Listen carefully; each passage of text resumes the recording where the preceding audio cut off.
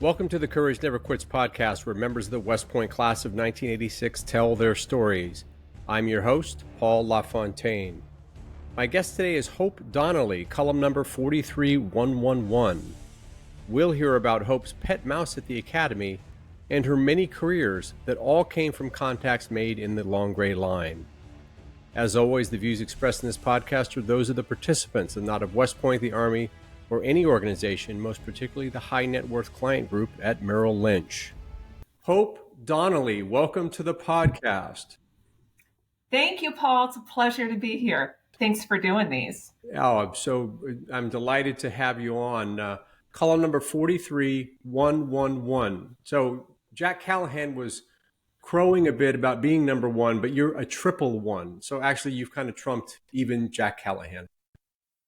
I can see that. Thank you. I'll be sure to let him know. We should make sure that he knows. I'm sure he'll take that graciously. I'm sure. So he will.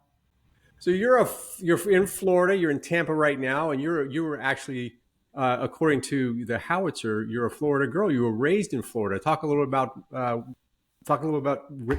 Florida. I am. So I'm back in my home state. I've been here for about 20 years. We moved here when I was a toddler, when my father changed jobs. And then I lived in Bradenton until I went to the academy. And now I live in Tampa. Yeah. And then what brought you back to Florida? Was it going back to your home state? Was it work? What was it that was the draw? Well, I had lived in DC for a number of years, and I really enjoyed it. I really wanted to be a snowbird. The winters sort of were rough on me, but I chose to take a new job and move here.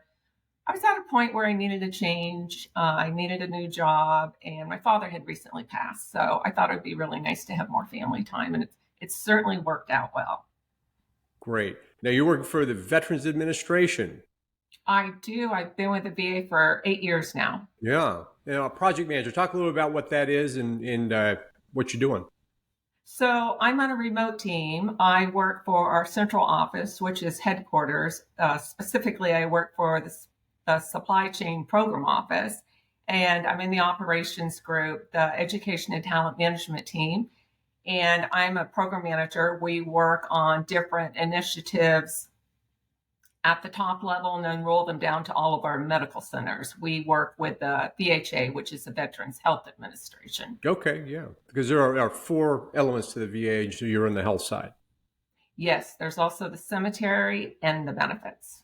Oh, there's three. Sorry, not four. You roll out programs. So you do travel with that job, or is that all remote now with all the technology? Well, my first job, I was an industrial engineer on access to care, and then I did travel over 50% of the time, going to different medical centers, helping them with that initiative.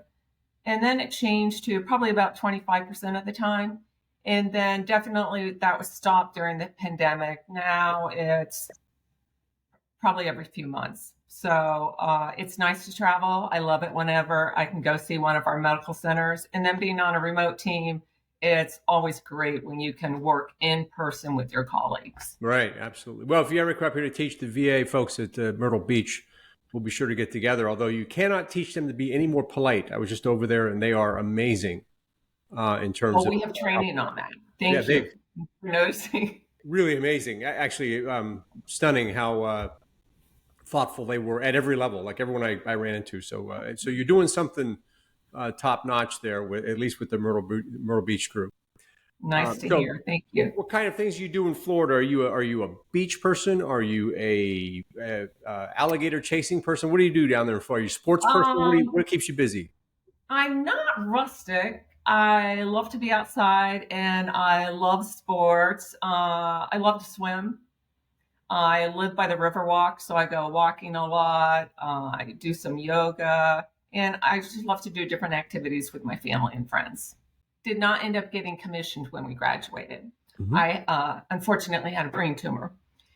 And, it worked out okay. But It was definitely a tough chapter.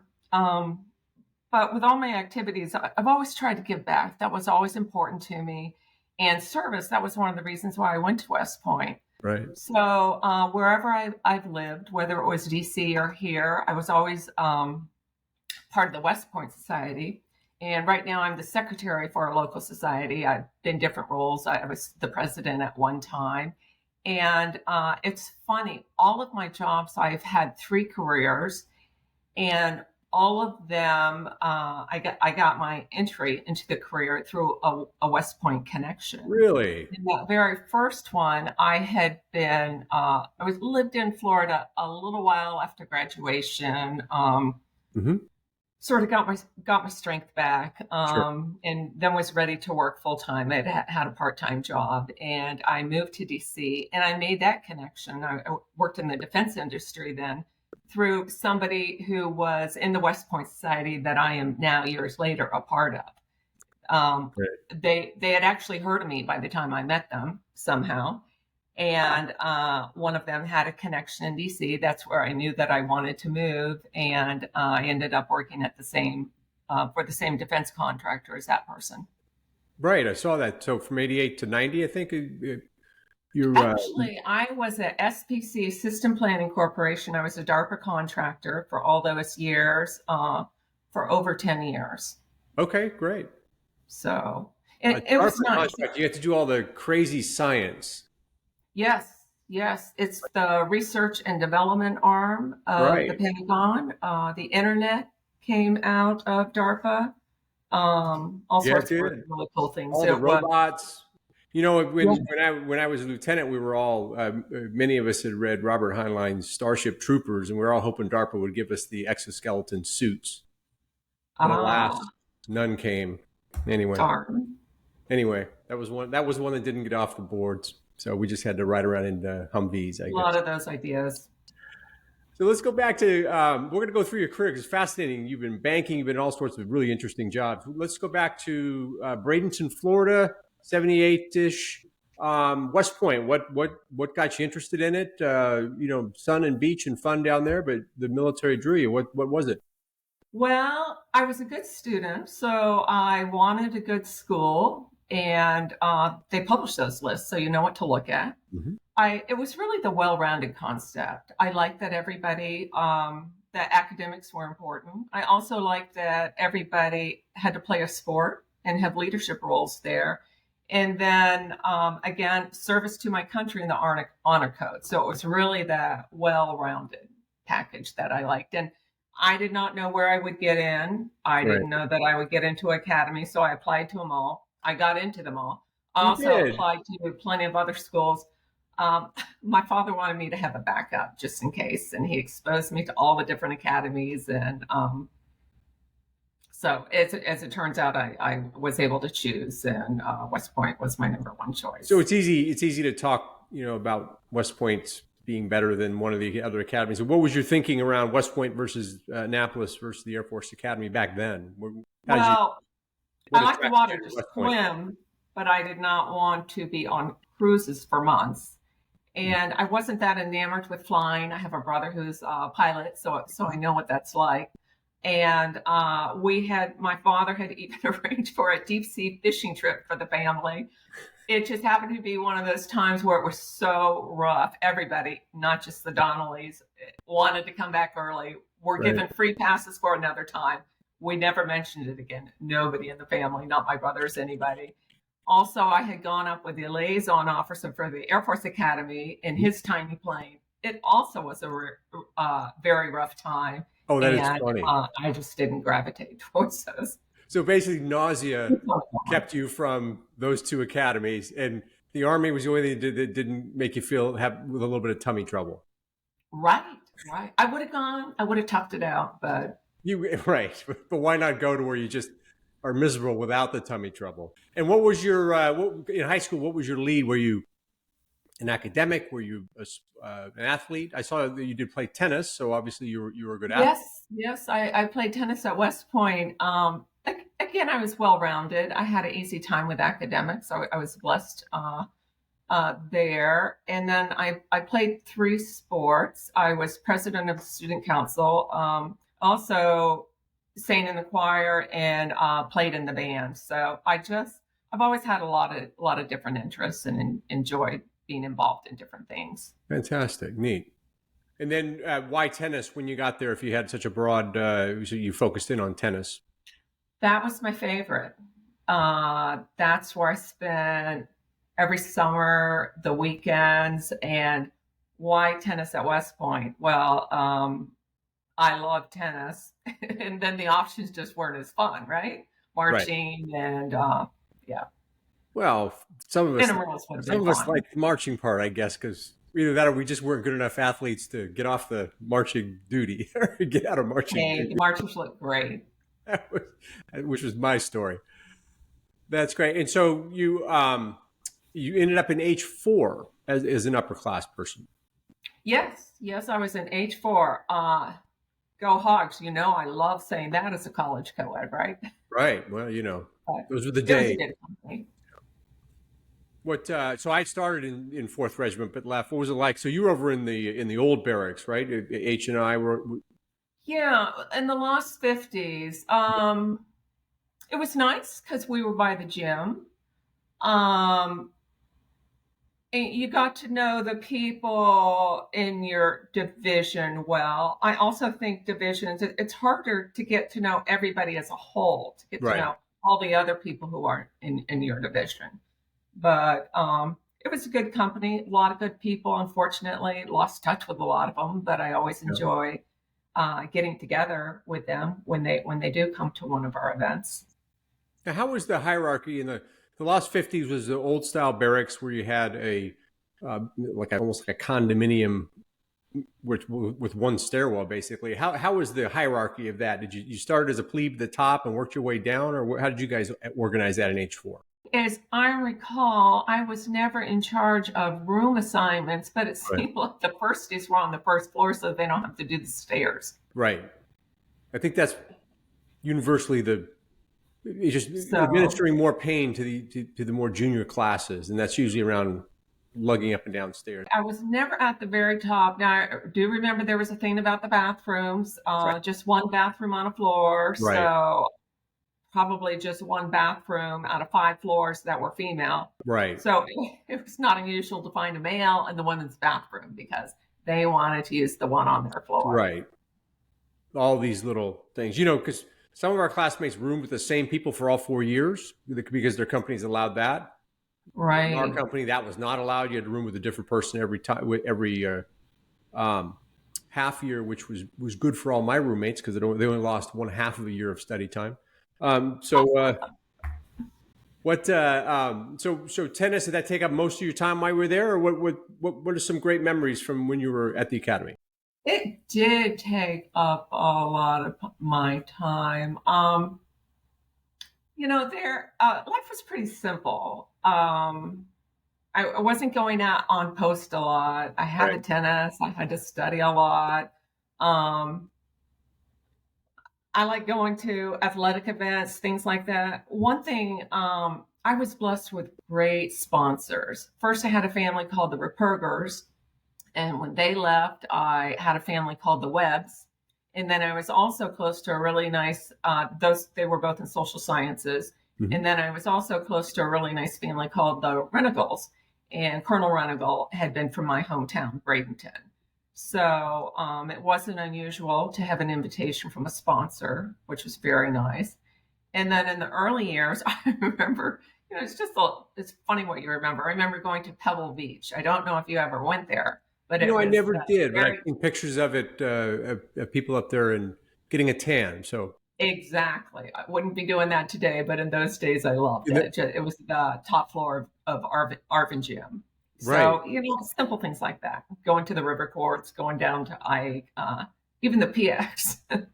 I remember And then hearing the about lady was getting out more, but but you must have I had was, some like authority coming from Florida, going to Pebble Beach and walking out and saying, "No, this is the way it's done, folks." No, you didn't take I advantage. felt at home there. I felt at home, definitely. Now, how about discipline? Did you get in trouble, or were you kept it pretty clean? So, because some people come on the podcast and kind of brag a bit about their exploits on the area, things like that. Discipline tours, or were you kept it pretty? I know we have had some naughty boys on the podcast. I didn't have too many hours. I think I had a couple times I had room tours. I don't even remember what I did. I think I accidentally missed a class. I'm Right. not sure about the other case. I It's pretty smart. I like to fly under the radar, and it served me pretty well. Uh, my shenanigans were either pretty typical, not worth mentioning. No, this is the kind of crime I did, and it just wasn't bad. I had an electric blanket, and it was a gift. It was a gift, I think, from my Floridian parents because Right. I was freezing, Yeah. and Right. I'm sure they didn't know it wasn't allowed, or they wouldn't have given it to me. So I had to keep it in the trunk. And then the other one was, well, I did have a pet mouse, and Well, but I didn't get caught for it. Well, somebody did not appreciate it, so the battalion NCO did come to me and tell me that the mouse had to leave. what But was the it source was a of the bit of mouse? fun Was for it something that was captured, or something you brought in, Oh or no, no, no, not a wild rodent. No, I don't remember the particulars, but I feel certain what was the that it mouse's came from a name? pet We store. should know that. What? What was the mouse's name? We should. I don't remember its name, but it lived in the divisions. We had, I don't know if we called them shoe boxes. They were wooden boxes of cleaning supplies to include the shoe cleaning supplies under the sink, and that's where my pet mouse lived. Yeah, that's they got it. So they live down in the sink in the cubby holes. Yes. I've heard tell of beer cans being hidden in there. I've heard tell of all sorts of nonsense people in the divisions would get up to. You kept a mouse. I'm sure there was a lot worse shenanigans, but those are the two that come to mind. That's a pretty good shenanigan. Now, I did have a glance at your howitzer entry, and it mentioned that you like the finer things in life, and that you were more likely to have a brush in your hand than a pen. Well, tell us about that a little bit. I did not write that. You know how it is. Every company has a jokester, and our jokester helped with those bios. Okay. So yes, I do like the finer things in life, but I also have a very serious side. So you weren't painting of the plane and writing poetry, things like that? No, Okay. I don't have that skill set. Plus, who had that time, right? Fair enough. Fair enough. Um, so obviously, came through some tough times after graduation, and then ended up in D.C. We're certainly glad you made it through that. So what was it about DC that got you going and was the most fun? Because you had some warm thoughts about DC. DC, wow. I love big cities. The nation's capital, just very, very special. I always lived where I could walk to a lot of things. So that was exciting. We had a wonderful West Point Society there. And I ended up starting and running the Young Grads programs for a number of years. So that was a lot of fun. And, it was an easy place to stay connected to West Point, And too. describe that because it varies by society. So the Young Grads program, what was that? Oh, we used to say, I guess it's mostly an older society, or the real young people aren't there yet. We would have whether it was happy hours, dinners, socials. Hey, let's go to a ball game, that kind of stuff, and we would have a good activity at least once a month, and the group is still around. And every once in a while, when I go back there, I used to go back a lot. Now it's once or twice a year. I would sometimes even be able to catch an activity, which was a Yeah. fun. And we would welcome grads of all ages. Anybody could come. And that and the junior league were the two groups where I made my most friends in those years, and it was just wonderful. I still have those friends today. I will always value it. That's great. And I think the Young Grads is not even, it's not an exclusionary thing. It's just people who have a certain interest in certain types of activities will get together. Hey, anybody who likes to be active and get out there and do something was welcome. If you want to go to a rave with the kids, you're welcome. That's what Yes, they would do now, right? I think so. Go to a rave. You bring your pet mouse to the rave. What happened to the pet mouse? I'm sorry I didn't follow up on that story. I I had to take him outside, and I just pointed him in the direction of, I don't remember, but I don't know if you remember, but there was a trail called the Ho Chi Minh Trail behind Yeah, the Lost 50s. And yeah, I it was remember. cold. It was very cold. He had on his fur coat and he soldiered on. So you pointed him toward a sponsor's house. Said, "There's cheese that way." I wished him well. I think there were some tears involved, but I imagine. Yeah, I remember Ho Chi Minh Trail because I was in C4, and so we used to use that trail quite a bit. oh, One of our classmates used to go up there and play the bagpipes on that trail, and just because we would never let him play the oh, bagpipes in the barracks. Anyway, so I remember nice. Ho Chi Minh Trail I very would well. take you take it to the football games or chapel Yeah, yeah, there you go. or who knows. Right, right. You go up there.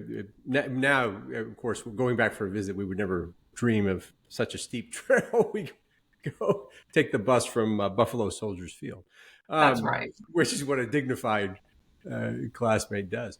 So how did you go from program management that was serving DARPA in that world to banking? Because you were also in banking, if I saw you. Oh, well, How did that I work? had wanted to get some more education, so I started to going to business school when I was working for DARPA, and Okay. then I finished that up, and my focus was finance and investments.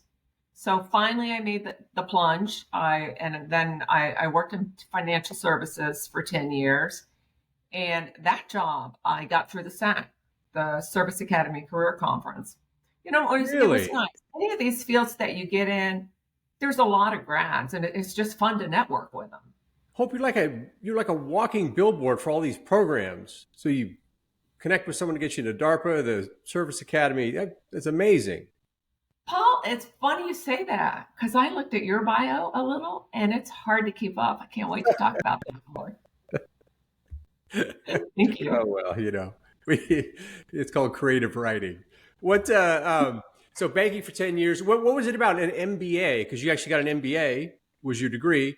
What was it about an MBA while you were doing the program management, DARPA, some government affiliation there, but you wanted to see some of the business? What was the thinking there? I wasn't really sure what I wanted to do with it. I didn't think I wanted to have my own business, but I thought, well, this is the general one. I can go in different directions with it. So that's where I ended up going. And so then with the MBA, the Service Academy, what was that like back then? So this is 94 was a different world, pre-internet. So it was a Service Academy hiring What company, was it? right? What was the conference like, or what was the Yeah. What industry was it like? like back then in terms of, did you go to a conference? You have to meet people and you had a paper resume? Right, right. I went to the Service Academy Career Conference, and it was in DC because I remember it was in DC at the Ritz Carlton. I was working it. I volunteered to work it, but I also told the organizer, "Hey, while I'm there, actually, I am in the position where I would like to look around." So I connected. I ended up going with Merrill Lynch, and that's Mhm. where I met the recruiter. And it was neat. I got to be in the Washington, D.C. office, the second largest Merrill Lynch in the country. And it was just a wonderful place to learn. Not an easy place to be, but a wonderful place to learn. Right. And what was that? Was it that one of those high intensity work late hours and type of financial Yes, environments? yes, 70 hours a week, half days, Saturdays. Yes, a Strange lot of culture requirements. in those organizations around work ethic and um, I haven't ever worked for one of those companies, but know many folks who have and would talk about the grind. Yes. What did you like? Well, you did that for a while. What did you like about that role? Um, Work hard, play hard. Hmm. And I ended up on a very successful team, which was a lot of fun. And then also, probably, but the number one thing is that you just learn to how to manage your own portfolio, and you can help your family and friends with that. So to truly understand how investing works is priceless. And did you were on a team that was doing institutional investment or No, high net worth high net individuals, worth? so Okay, like 10 gotcha. million and up. This is Right. after I got going and paid my Yeah, right, dues. right, right. Okay. So you were I got it. So then you could see kind of the dynamics of how a person would at that level would invest and then you could apply it. at your Exactly. own level, at all of our own level. Yeah. We have my wife and I have a homeowners association. There's a genius that's on there that does all the investments. So we just copy his investments. It works. Perfect. Perfect. So basically we're in the homeowners association portfolio. Yeah. Strange. I don't know if you ever heard of that before. With No. all your fancy book learning, have you ever heard of that program? Yeah, wow. I could have taken the shortcut instead of 10-year journey. Well, Thanks, Paul. no, but somebody's got to learn it, so the rest of us can copy it. That's right. That's right. I was part of that process. So, but here I am podcasting, so that tells you how that ended up. We appreciate you. But um, and so 10 years in banking, and then what came after that? Because I've now reached the limit of my memorization of your resume. Well, You had so many different roles. the market was tough, and I remember I was at one job. Oh, now at that point I had transitioned back to Florida, and I was working at Franklin Templeton as an internal wholesaler for mutual funds. I Right. remember saying to the guy at the desk next to me, and he was quite a bit younger. I said, Joe, I said, do you ever feel like we're on a sinking ship and should get off? He said, every day, Hope, every day. Right. So it was just a roller coaster. And then during that time at the end, 9/11 had happened. And, you just want to, or people like us, you just want to be in something where you feel like you're doing more, where you're giving back instead of being surrounded by Yeah. this money hungry atmosphere. So then I started looking at getting back into the defense industry, and I did go with a local Tampa company for several years, and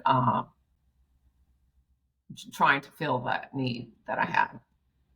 That's a really So that worked interesting out point well. you just made about we start in such an intense environment of service, and then you reach this point in civilian work where you're looking around and you don't have that itch scratched. Crude way of saying it. What talk a little about when you had that moment? We were looking around saying none of this is the service that I want to do. I mean, what did that look like? Yeah. Well, it just didn't go away. It just didn't go away. You think of your past jobs, and I had really liked DARPA. I had really liked those people. I had really liked the mission. And uh, and when I got into investments, actually, my number one reason was because I wanted to help people. I wanted to help people grow their wealth and live a good life. Right. But I wasn't surrounded by that. So you lose Right. focus at some point, even though you try not to. So Yeah. so it just sort of came together with the current events, what was going on, and then looking around and finding another spot. So talk about being in. You were in finance at 9/11. Did I catch that correctly? Yes, I remember being at Merrill Lynch, watching on the screens the Talk about towers that a come. little bit because I remember Oh, very specifically an evening over drinks after 9/11 with some of my colleagues. But talk about your experience with being in the finance industry, especially with the ties to New York. Talk a little about. it was crazy. I mean, we still had to go into the office. I was a part of the big successful team then, but I don't know how many days we did this. We were calling, we were reaching out, but we weren't to talk about accounts at all. It was just sort of checking in. And then living in DC, and I remember uh, going on the metro every day and being part of the rat race. And then that first day, actually, when it happened, somebody driving me home. I only live like a couple miles from the office, but people are like, "The metro, do not take the metro. It's not safe." So a girl who drove me home, and then I remember being at home. I was in Rosslyn. I could see the Pentagon and seeing the smoke from the Pentagon, and it's just eerie. I remember walking to a place for dinner that night. It's like, well, if they're going to do something else, it doesn't matter if I'm home or if I'm at dinner. So it's just eerie, nobody out. And then that next week or so, I don't know how long it lasted, but you're just going the metro, and everybody was quiet instead of the rat race, and everybody was nice too. Right. Oh, excuse me, or please go ahead. So yeah, it was something else. Well, Sure, for we all the right have reasons, everyone talks about New York and the tremendous shift that happened in New York. But Washington D.C. actually had an attack, and so very much a part of right, your immediate world where you see the smoke. I was right, in Los Angeles, and we were all afraid to go. Not afraid. We were talking about should we go into skyscrapers. I mean, it was just a very the whole world shifted for right. everyone It's real. in a way that I don't think we all kind of processed at the time. But looking back Mhm. on it, very interesting. Yeah. And then how long? So the Tampa move was how long after that experience after 9/11? That was a while. So that was about five Oh, years. 5 years. Okay. All right. So yeah, I also worked in the finance industry when I was in Florida. Got it. Okay. So, but then got back into the defense industry for several years, and Right. then had decided that I was interested in working for the federal government. And lo and behold, it worked out. So what when you went back to defense, how did you bridge that? Because obviously a lot of years in finance and MBA. How did you bridge that? Did you what kind of role did you? I was lucky. Again, it was another connection through the West Point Society. A fellow that I met that had a company and was looking to grow. Right. And I wasn't stuck in one position because, as we've already discussed, we have a lot of different interests, a lot of us. And I ended up being the contracts manager. So it was nice. I got to learn something else, Ah, help the company grow. but you still used your And background, finance and budgets and things right, like that. I imagine. you finance, program management, yes, it all comes together. I was, a lot of those kinds of disciplines we did in the civilian world as well. Budgets and Mhm. prioritization and allocation of money. Right. So good. Mhm. What was your favorite job of all of them? Because you've had such a diverse set of experiences. What was your favorite? My favorite job's the VA. Oh, really? And the VA, I should tell you, I actually got that job. It was through a Facebook, West Point Facebook group. Really? Somebody said, my team is looking to hire. This is what we're looking for. I met the qualifications, and lo and behold, I ended up being a direct hire. So You? Okay. I've liked all my jobs, but it's just really special to feel that you're serving the veterans. So I really like that. For sure. And great people. It's worked out being remote. I always thought that might be nice. I had never been remote before, but I enjoy that. I enjoy the travel. So it's been a great place, the place to land, and I definitely plan to stay with the federal government until I stop working. Till they toss you out, right? What? Well, Then you end up going back in the building, right? Then you end up going back anyway as a user of the VA services. There's quite a few of the classmates are working in VA. Barry Peterson and Todd McCaffrey, and I'm right. not even catching a fraction of the folks that are helping work that organization. You staying active with the West Point Society down there? Yes. Okay. So now I'm the secretary. Now, you try to hand it off to the more junior people, the younger people, keep the new ideas, the new blood flowing. But we have a great group. So, yeah, I do what I can. I've always tried to keep my ties. I've been to all of our reunions. We have a football game in Florida. I just saw you in Washington D.C., so you were up for It Dan's. was wonderful. It Yeah, was so special to be there and to be with you and the others and celebrate with him. it's a lot That of that fun. was great. And then another thing I wanted to mention was that early on, I ended up being on the board of trustees of the AOG, and actually, I did that for a number of years. So it's just really meant a lot to me that I found a way to be able to give back since I wasn't able to serve officially in the Army. Yeah. And what is So, the board of trustees for AOG? well, they do different things. Uh-huh. Most of the work gets done in committee work, and we would go up. I think it was 3 times a year at West Point. You have a lot of calls to, Sure. whatever makes sense. Um, for a while, I was on the investment committee. There's also things like the Distinguished Graduate Committee, the Thayer Committee, Yeah. society work. So, all sorts of stuff like that. We What was don't your did source? not do things with the cadets, but it was focused on the graduates and serving the Did you go back graduates. as a class rep or at large, or what was the? Oh, I mostly at large. That's great. I don't know that I was ever a class rep. Okay.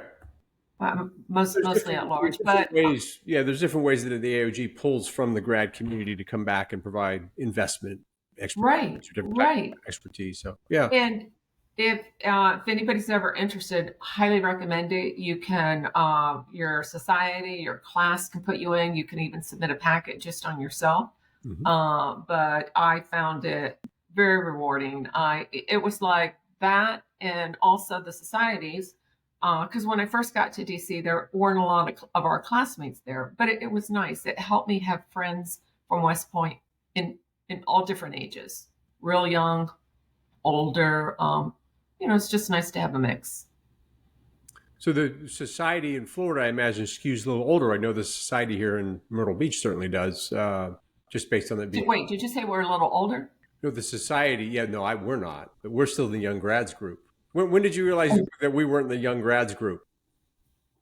Were or were not, Polly? Were. I'm going to say were. Well, I love being at Myrtle Beach because I still am in the young grads group for this group here. So I'm just going to always migrate to where I'm the youngest grad.